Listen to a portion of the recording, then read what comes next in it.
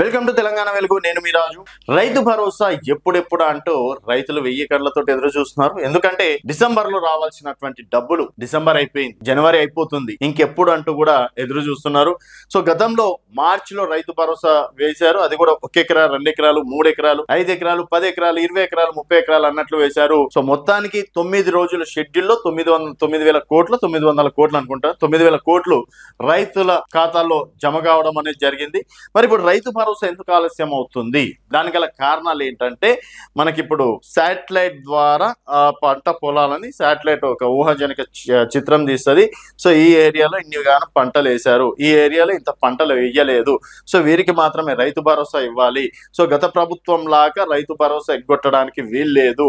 So ఇప్పుడు ఆచితూచి డబ్బులు ఇవ్వాలి. కొండలకి, గుట్టలకి, చెరువులకి, నాలలకి దానికి రైతు భరోసా అవసరం లేదు అని గతంలో చాలా సందర్భాల్లో చెప్పారు. అదే విధంగా ఇప్పుడు అమెరికా నుంచి శాటిలైట్ వ్యవస్థ లేట్ అవుతున్నందుకే డబ్బులు రైతుల ఖాతాలో పడట్లేదు అని చెప్పేసి అంటున్నారు. దానికన్నా ముందు ఇప్పుడు నాకు తెలిసి ఫిబ్రవరిలో ఎలక్షన్స్, మున్సిపల్ ఎలక్షన్స్ ఉన్నాయి కాబట్టి, సో ఈ మున్సిపల్ జరిగేటువంటి ఏరియాలు దాదాపుగా 121 మున్సిపాలిటీలలో ఎన్నికలు అయిపోయిన తర్వాతనే రైతు భరోసా డబ్బులు వేయాల్సి ఉంటుంది.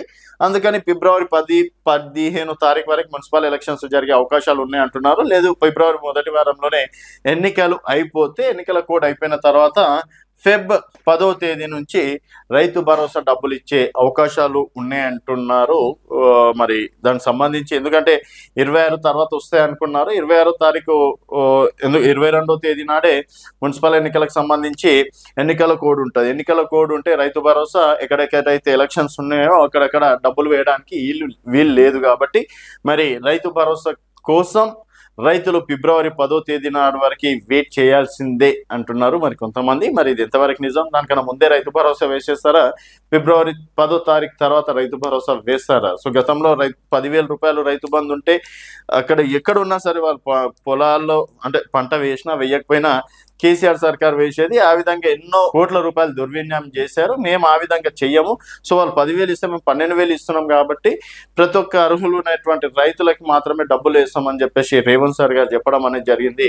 మరి ఎంతమందికి రైతు భరోసా ఈసారి వస్తుంది? మరి శాటిలైట్ చిత్రం ఎలాంటి ఫోటోలు తీసి పంపిస్తుంది అనేది, వీడియోలు తీసి పంపిస్తుంది అనేది రానున్న రోజుల్లో చూడాల్సిన విషయం. చూస్తూనే ఉండండి తెలంగాణ వెలుగు.